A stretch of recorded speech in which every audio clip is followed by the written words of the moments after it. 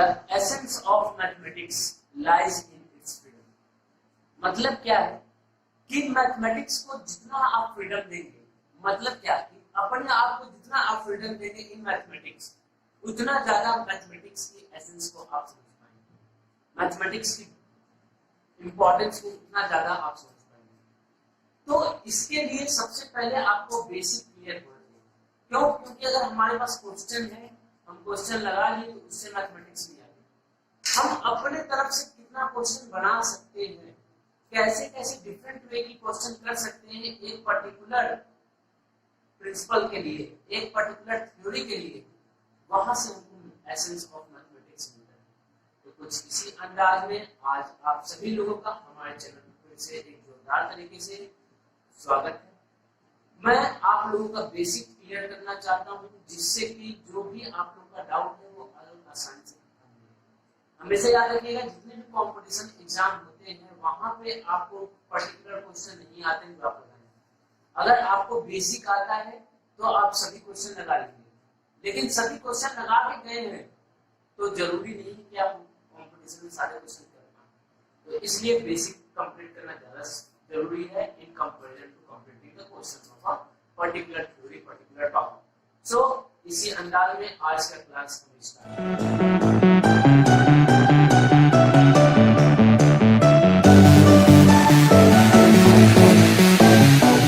तो फिर आज डिफरेंशिएशन में मैंने बताया था, जैसा कि मैं नेक्स्ट पार्ट में आप लोगों को चैन रूल पढ़ाऊंगा, तो चैन रूल का मैं शुरुआत करता हूँ।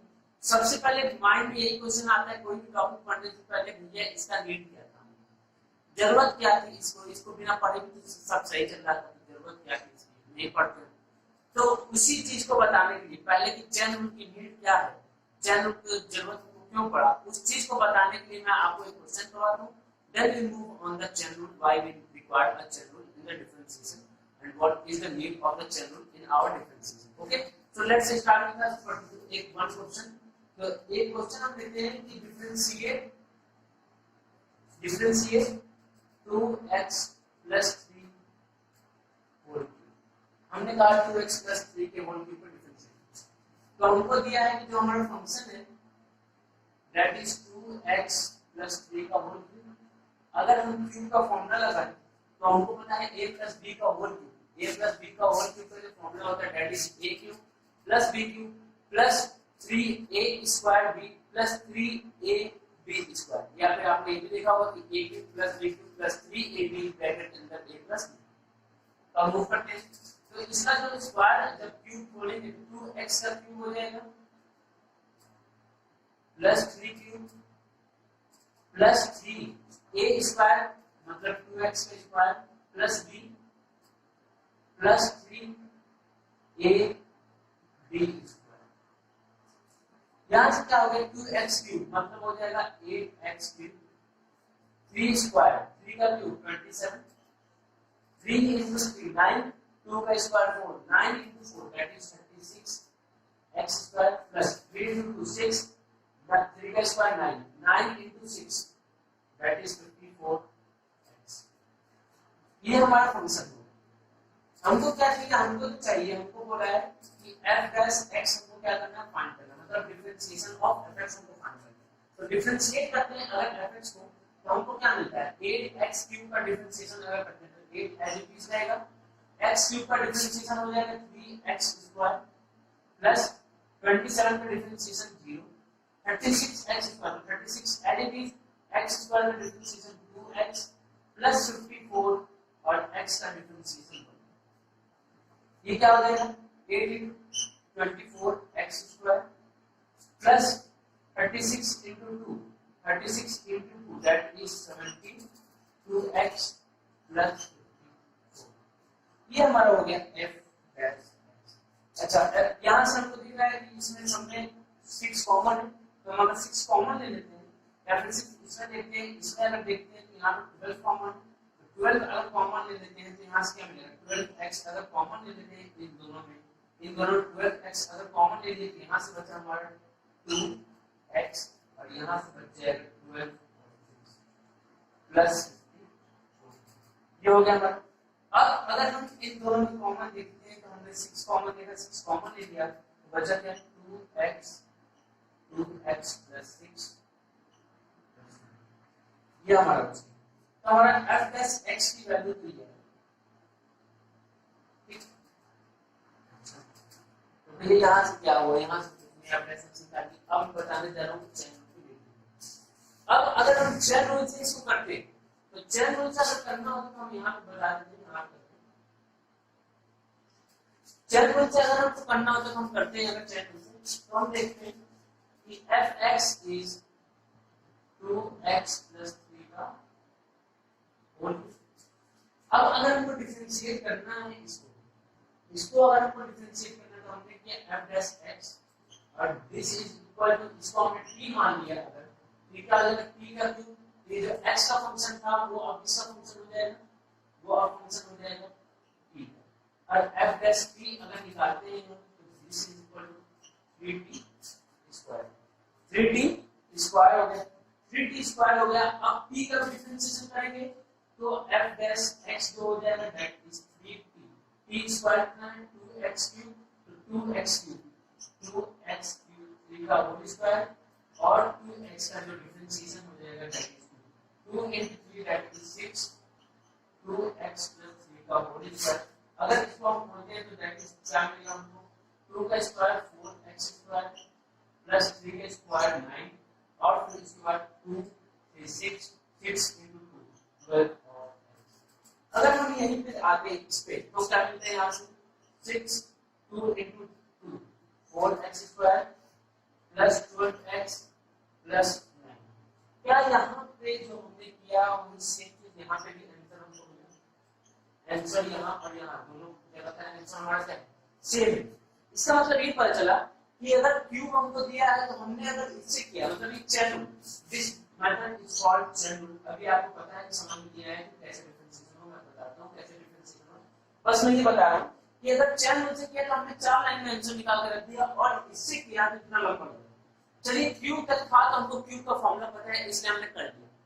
मान लीजिए यहीं पे अगर ये कहता हमको 2x प्लस 3 की पावर 100 इसका डिफरेंशिएशन करो, इसका डिफरेंशिएशन करो, देन इस केस में क्या हम ये फॉर्मूला लगा पाते हैं क्योंकि हमको 100 का फॉर्मूला नहीं है। अगर 100 का फॉर्मूला पता नहीं है तो काफी लंबा आता वो वैल्यू, काफी लंबा आता, डिफरेंशिएशन करना काफी कॉम्प्लिकेटेड हो जाता और अगर कर भी लेते तो काफी लेंथी, काफी समय लगता।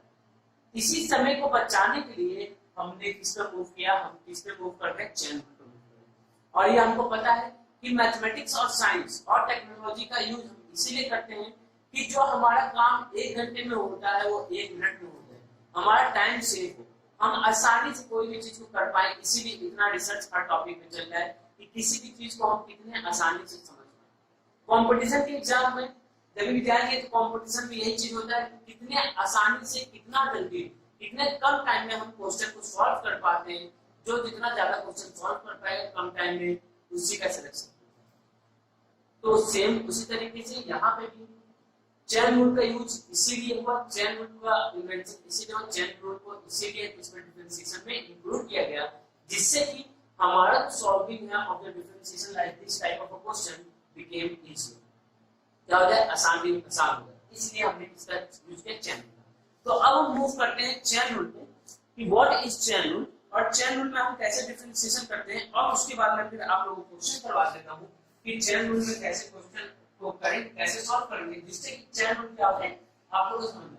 ये जो चेन रूल है सिर्फ 12th के लिए नहीं है, 11th तक जब आप फिजिक्स उठाएंगे तो वहां पे भी चेन रूल का यूज होगा। जब आप 11th 12th की केमिस्ट्री उठाएंगे जहां पे डिफरेंशिएशन का यूज है वहां पे भी चेन रूल का यूज होगा। इसलिए ये सिर्फ 12th के लिए नहीं है या पर्टिकुलर सिर्फ 11th के लिए नहीं है, ये सभी बच्चों के लिए है 11th और 12th जो कि पीसीएम और पीसीबी के लिए मार्क्स करते हैं। बिकॉज चेन रूल का बहुत ही ज्यादा यूज हमारा फिजिक्स में होता है क्योंकि फिजिक्स में हमारा मैथमेटिक्स का एप्लीकेशन यूज किया जाता है। मैथमेटिक्स के एप्लीकेशन में जो डिफरेंशिएशन और इंटीग्रेशन है दैट इज आल्सो इंक्लूडेड और इन दोनों चीजों का बहुत ही ज्यादा यूज है हर क्वेश्चन की प्रूविंग में भी। तो इसलिए चेन रूल आप सभी लोगों के लिए बहुत ज्यादा इंपॉर्टेंट है। समझ? तो अब हम चलते हैं चेन रूल में क्या होता है।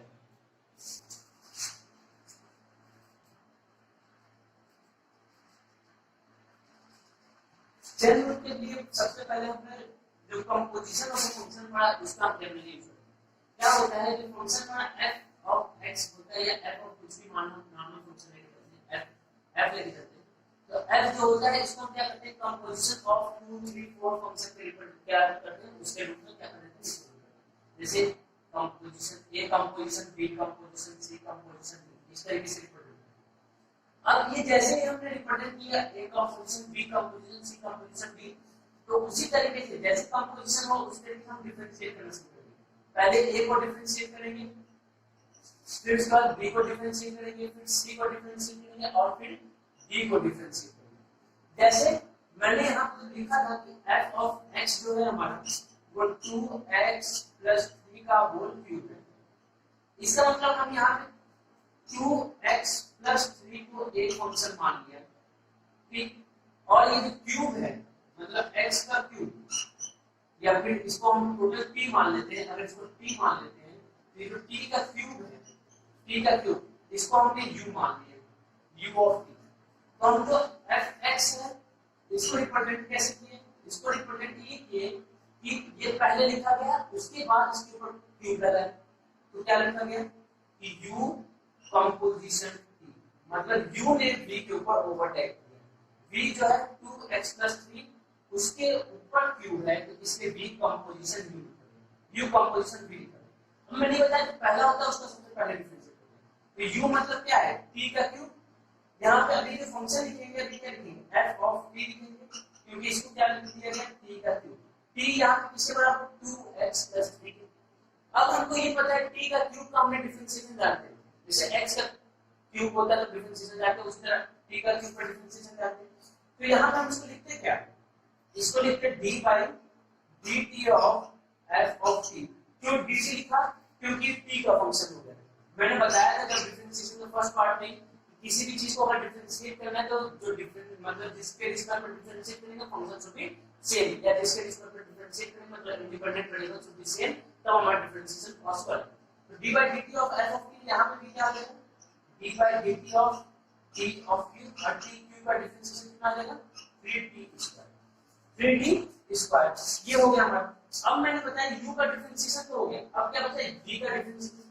तो v किसके बराबर है, v is equal to 2x + 3 का, ये x का फंक्शन है, तो इसको हम किसके रिस्पेक्ट में डिफरेंशिएट करेंगे, x के रिस्पेक्ट में डिफरेंशिएट करेंगे।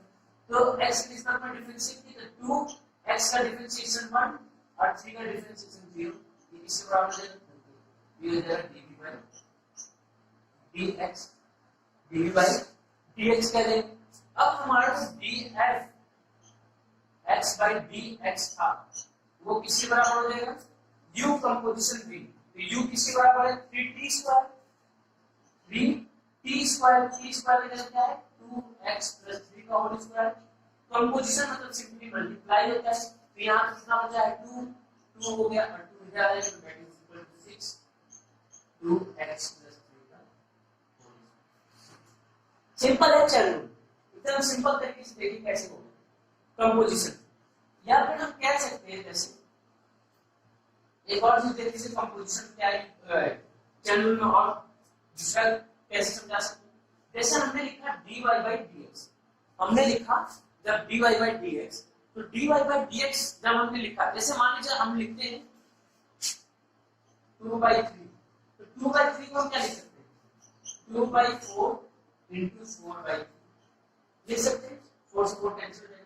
जैसे हम लिखा 2/5, इसको हम क्या लिख सकते हैं, 2/4 × 4/3 × 3/5, 3 से 3 कैंसिल, 4 से 4 कैंसिल, फिर 2/5 लिख सकते हैं।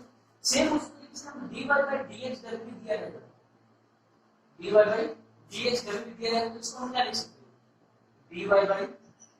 dy/dt dot dt/dx। यहाँ पे कट्टा लिए इसको एड्रेस करा था, ये एड्रेस हो जाएगा। या फिर हम लिख सकते हैं dy/dx equal to dy/du dot du/dv और dt/dx। सेम इसी तरीके से जैसे हमने यहाँ लिखा उसी तरीके से इसको लिख सकते हैं। यही हमारा चैन रूल का प्रिंसिपल होता है। ये जो है चैन रूल का प्रिंसिपल। और ये हमने समझाने के तरीके को बताया कि हम कंपोजिशन फॉर्म में लिख के और कैसे डिफरेंशिएट करें कुछ इस तरीके। और दो तीन क्वेश्चन करवा देता हूँ जिससे कि और अच्छे से आप लोगों को चैनल समझ में आ जाए, क्योंकि channel is very important for you all, not only for the 11th and 12th but also for the physics and for the competition exam. So सभी चीज के लिए क्या है, चैनल एग्जाम बहुत इंपॉर्टेंट है। अभी डिफरेंशिएशन का कोई भी चीज पढ़ेंगे तो वहां पे हर जगह चैनल में ज्यादा से ज्यादा यूज होगा, तो इसलिए चैनल हमको सही से करना पड़ेगा। तो चैनल इसलिए मैं आप लोगों को ज्यादा फोकस कर रहा हूँ, इसलिए चैनल का मैंने एक अलग से ही वीडियो बना दिया कि चैनल एकदम सही से समझ में आ जाए, क्वेश्चन भी करा देंगे। तो मैंने एक क्वेश्चन दिया जैसे f of x जो है हमारा that is equal to sin of x square। x का स्क्वायर है, पूरे sin x का नहीं स्क्वायर, तो sin of x स्क्वायर में लिखेंगे। तो हमको पता है, हमने जो फॉर्मूला पढ़ा वो फॉर्मूला पता है कि sin of x का जो डिफरेंशिएशन होता है वो cos of x होता है, लेकिन यहाँ पे x स्क्वायर है तो इसका हमने डिफरेंशिएशन नहीं पढ़ा, तो हमने क्या कर दिया, let x square equal to t। x square को हमने क्या कर लिया, t ले लिया। और हमको पता है जो fx होता है इसको हम क्या मानते हैं, y मानते हैं। हमको फाइंड क्या करना है, हमको फाइंड करना है dy by dx क्या होगा, dy by dx क्या होगा। तो हमको पता है d by dx of sin x square, तो हमने x स्क्वायर को क्या माना, t माना, तो क्या लिखेंगे d by sin of t by dt। हमको ये तो फाइंड नहीं करना है, हमको क्या करना है, अगर dt यहां लिखे तो dt यहां पे लिखेंगे dt by dx। dt अगर नीचे लिखा तो dt यहां पे लिखेंगे, क्यों, क्योंकि हमको dt dt को एडजस्ट करना है, क्योंकि हमको क्या फाइंड करना है, dy by dx फाइंड करना है। sin of t, d by dt of sin of t किसके बराबर हो जाएगा, cos of t। t की वैल्यू कितनी है, x स्क्वायर, तो यहां पे लिखेंगे d by dx of x square. cos of t, t की जगह हम लिख सकते हैं x स्क्वायर, और ये x स्क्वायर का डिफरेंशिएशन किसके बराबर होता है, 2 of x, आंसर क्या हो जाएगा 2 of x cos of x square, ये हमारा dy by dx।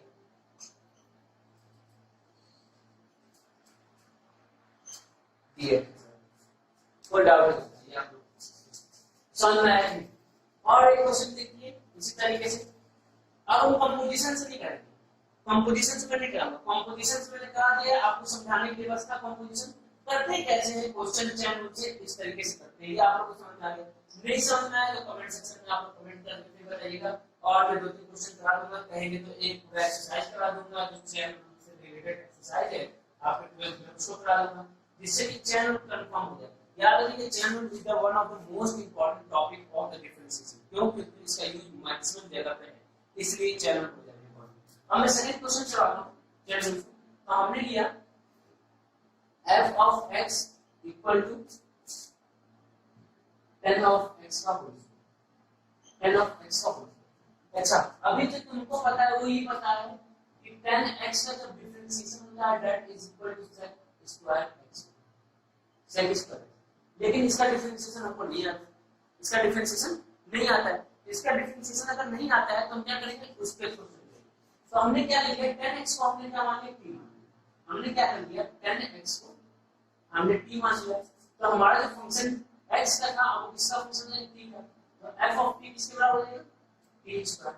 अब हम यहां से क्या कर सकते हैं, सिंपल डिफरेंशिएट कर सकते हैं। अब हमने अगर डिफरेंशिएट किया dy by dx को, तो इसका मतलब क्या होगा, d by dt of f of t और dt by dx हो जाएगा, क्योंकि हमको dy by dx है। तो ft किसके बराबर है, t स्क्वायर by dt, और t की जगह हम क्या लिखेंगे, tan of x dx।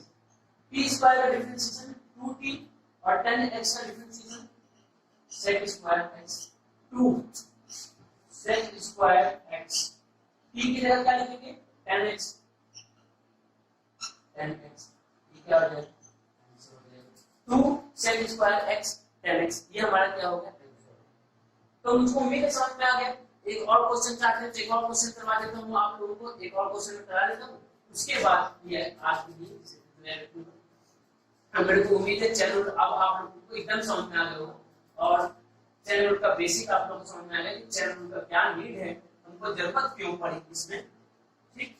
तो और एक क्वेश्चन करा देता हूँ, जैसे मैंने लिया y equal to sine 2x plus, ये तो फिर से सिंपल सी बात है, sin x का हमने डिफरेंशिएशन पढ़ा है, इसका डिफरेंशिएशन लिखा है, तो हमने क्या कर लिया 2x 3 को क्या ले लिया t, तो यहाँ पे जो y हो जाएगा दैट इज इक्वल टू इसके sin ऑफ t, तो डिफरेंशिएट करके dy by dx, फिर किसके बराबर हो जाएगा d by sin of t dt dot dt by dx। हमको पता है अगर यहाँ पे dx लिखते तो डिफरेंशिएट नहीं होता, क्यों नहीं होता, क्योंकि हमको पता है कि सेम वेरिएबल की सेम वेरिएबल को डिफरेंशिएट करते हैं, दैट्स व्हाई रिलेटेड है dt, तो dt लिख दिए sin t, sin t का डिफरेंशिएशन cos t, और t की जगह क्या लिखेंगे, t की जगह हम लिखेंगे 2x, ये हो जाएगा d by dx of 2x plus 3 cos of t, अब ये पता है कि dx डिस्ट्रीब्यूटिव होता है तो डिस्ट्रीब्यूट कर दिया, तो d by dx of 2x plus d by dx of 3, ये हो जाएगा cos t, 2x का डिफरेंशिएशन आपको पता है 2 इधर आ जाएगा और x का डिफरेंशिएशन 1 हो जाएगा, और ये कांस्टेंट है तो कांस्टेंट का डिफरेंशिएशन 0, दिस इज 2, ये हो जाएगा 2 cos t की जगह क्या लिख देंगे, t की जगह लिख देंगे 2x plus 3, क्योंकि हमने t को क्या माना 2x plus 3, this is equal to dy by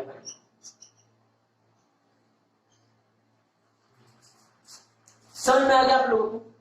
सो इतना ही है चैन रूल और यही है इसकी बेसिक, समझ में आया आप लोगों को, तो यही हमारा बेसिक है, यही हमारा चैन रूल है, और मैंने बेसिक से आपको समझा दिया कि चैन रूल में क्या होता है, तो चैन रूल में कंपोजिशन होता है और डिफरेंशिएट कैसे करते हैं उसको मैंने बता दिया by the method of composition भी और बाय द एक्चुअल मेथड। तो इस तरीके से हम क्या करेंगे डिफरेंशिएशन में चैन रूल के हेल्प से बाकी क्वेश्चन को क्या करेंगे सॉल्व करेंगे। तो अगर कोई भी डाउट है आप लोगों को तो कमेंट सेक्शन में क्या कर सकते हैं, आप क्वेश्चन दे सकते हैं कि ये डाउट है, दोबारा एक बार समझा दीजिए, तो मैं क्या करूंगा फिर से उस पार्ट के लिए फिर से एक पोर्शन का वीडियो बना दूंगा जिससे कि आप लोगों को फिर से समझ में आ जाए।